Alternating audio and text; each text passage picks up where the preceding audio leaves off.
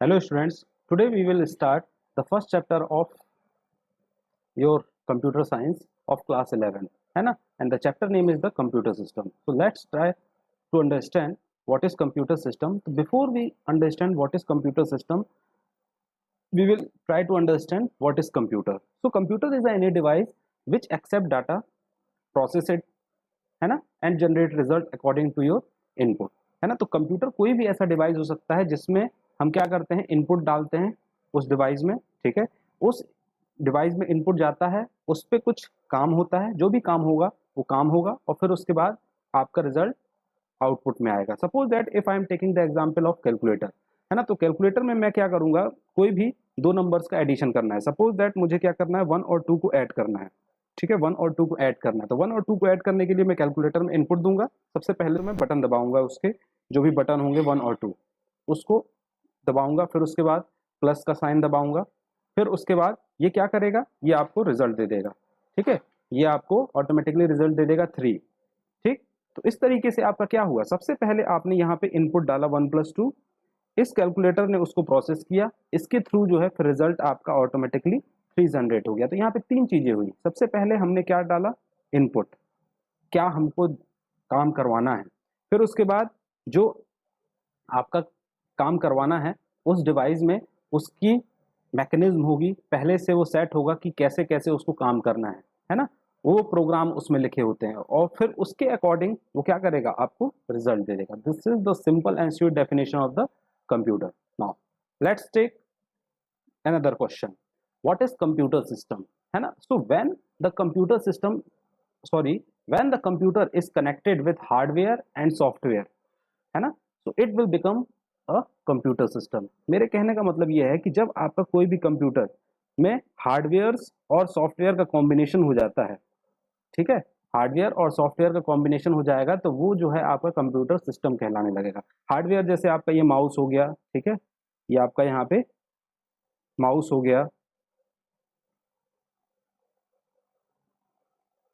ठीक है, ये आपका सीपीयू हो गया, ठीक. इस तरीके से ये सभी जो है आपके क्या है, हार्डवेयर है. बट आपके इसमें कुछ सॉफ्टवेयर भी होते हैं.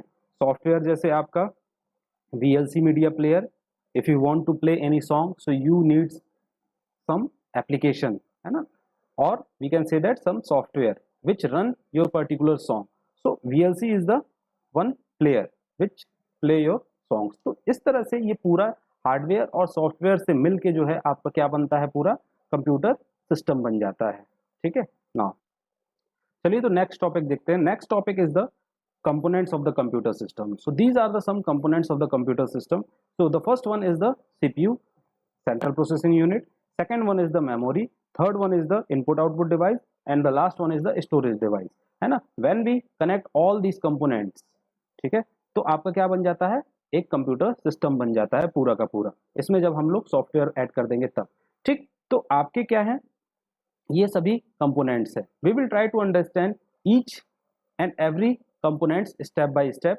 Before covering this topic, let's take the diagram of schematic diagram of computer system. So this is the basic diagram of your computer system. In this there is a CPU, central processing unit, output device, input device and secondary storage. Okay, तो इन सब से मिलके जो है आपका क्या बनता है, कंप्यूटर सिस्टम बनता है.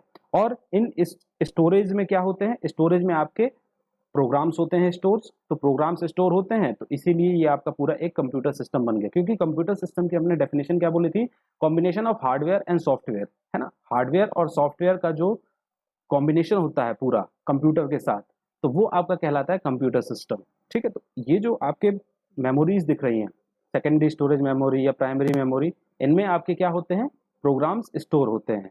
तो चलिए एक एक करके हम इनको समझते हैं.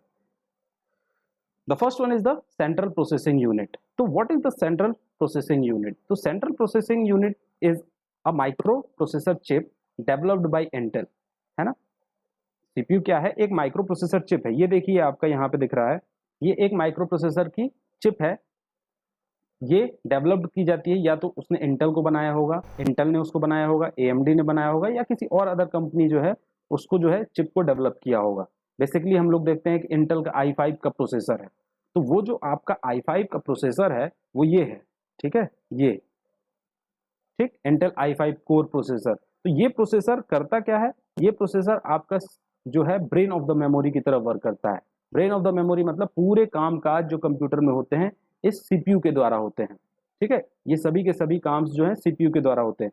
अब बात आती है कि ये जो है बना कैसे होता है। तो एक्चुअल में होता क्या है कि ये एक इंटीग्रेटेड सर्किट इसमें होता है।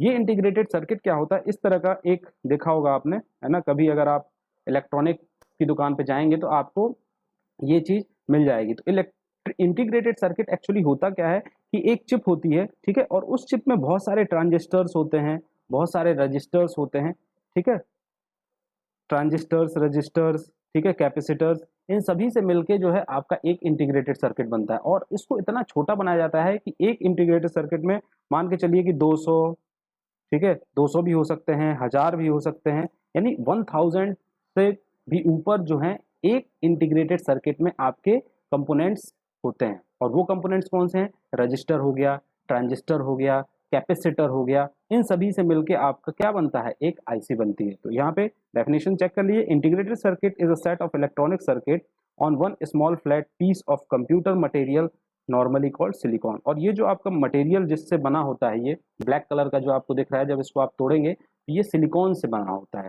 ठीक है। चलिए आगे हम लोग देखते हैं। तो हमने बोला कि सीपीयू जो है आपका ब्रेन ऑफ द मेमोरी है ना, इसको हम लोग ब्रेन ऑफ द मेमोरी बोलते हैं। तो ये सीपीयू वर्क कैसे करता है, लेट्स ट्राई टू अंडरस्टैंड। तो सबसे पहले हम करते क्या है, फर्स्ट स्टेप है आपको क्या इसमें इनपुट देना है ना, इनपुट आपको इसमें क्या देना है। तो ये इनपुट क्या होता है, सीधा सीधा जो है आपका कहाँ जाता है,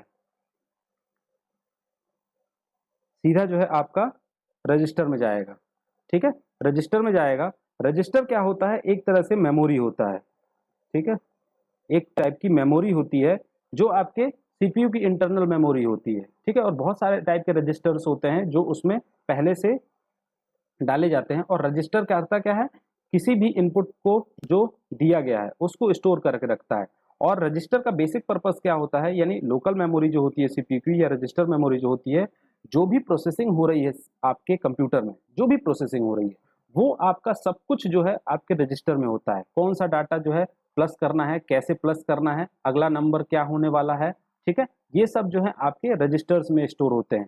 तो ये आपका सीपीयू का पार्ट होता है, ठीक। तो यहाँ से क्या होगा, लोकल मेमोरी में जाएगा। लोकल मेमोरी में जाने के बाद आपका कंट्रोल यूनिट का वर्किंग स्टार्ट होती है। कंट्रोल यूनिट क्या करता है, ये जो कंट्रोल यूनिट है ये एक तरीके से कम्युनिकेटर का काम करता है। कम्युनिकेटर का काम, जो कंट्रोल यूनिट है आपका, ये कंट्रोल यूनिट जो है वो क्या करता है, एक कम्युनिकेटर का काम करता है। Communicator means it is the communicator between आपका ये दो चीज, है ना, मेमोरी यूनिट और आपके एएलयू, यानी अर्थमेटिकल लॉजिकल यूनिट का एक तरह से कम्युनिकेशन करता है। तो कंट्रोल यूनिट करता क्या है कि what to do next. What to do next मतलब कि आपको क्या काम करना है अगला, ठीक है। सपोज दैट कि मुझे दो नंबर्स को ऐड करना था, ठीक है, दो नंबर्स को ऐड करना था 1+2, ठीक है। अब 1+2 को ऐड करना था तो वो सपोज दैट कि आपका रजिस्टर में जाके कहीं स्टोर हो गया 1+2, ठीक है, 1+2 आपका रजिस्टर में जाएगा, ये 1 कंट्रोल यूनिट के पास जाएगा, फिर ये एएलयू को दे देगा 1। अब डिसाइड करना है कि अगला साइन क्या है। अगला साइन जो है आपने प्लस लगा के रखा है, तो ये कौन डिसाइड करेगा कि प्लस साइन लगाना है। तो प्लस साइन जो है आपका कंट्रोल यूनिट यहाँ से जो है आपका उठा के लाएगा, ठीक है। अब मान लीजिए कि आपने इसके आगे एक और नंबर डाल दिया था 3, +3, ये 3 जो है आपका प्राइमरी मेमोरी, जिसको हम लोग रैम बोलते हैं, है ना, रैम, ठीक। ये आपका 3 जो है प्राइमरी मेमोरी रैम में जाके स्टोर होगा। अब एक्चुअल में होता क्या है कि जो मैंने बोला कि प्राइमरी मेमोरी और लोकल मेमोरी में बेसिक डिफरेंस जरा समझिएगा कि रैम में और रजिस्टर में, जो रजिस्टर मेमोरी है उसमें बेसिक डिफरेंस क्या हो रहा है। रैम में आपके वो डाटा होता है जो अगला आने वाला है, ठीक है, अगला आने वाला होता है, वो रैम में स्टोर होता है डाटा। लोकल मेमोरी में जो है डाटा कौन सा स्टोर होता है, जो आपका रनिंग में चल रहा है ना, जो जिस पे आपकी प्रोसेस हो रही है वो आपका रजिस्टर में स्टोर होके होता है, ठीक। अब कंट्रोल यूनिट से जो है आपका अर्थमेटिकल लॉजिकल यूनिट में गया। अर्थमेटिकल लॉजिकल यूनिट मतलब आपके जितने भी अर्थमेटिक ऑपरेशंस होते हैं, ठीक है, प्लस करना, नेगेटिव करना, डिवाइड करना, मल्टीप्लाई करना, ठीक है, लेकिन ये साइन आपका कंप्यूटर यूज नहीं करता है।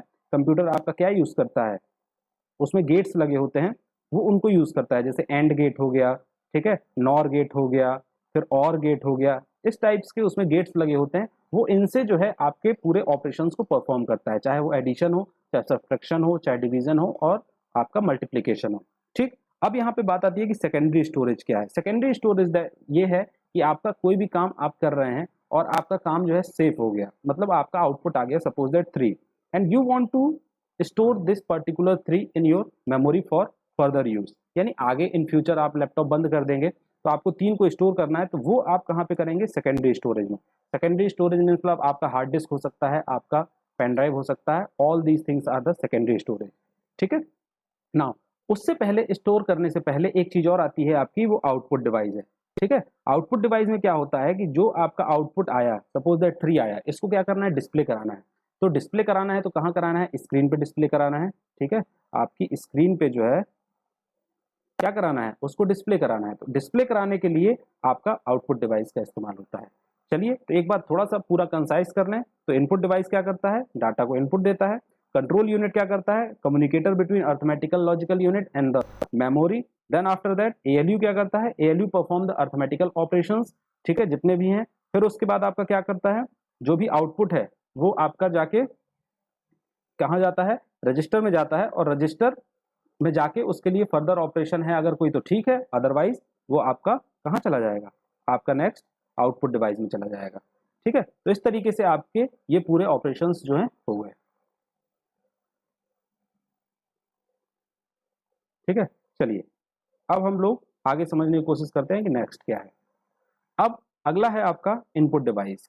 ठीक है, the next topic is the input device. तो we all know that what input device is, है ना।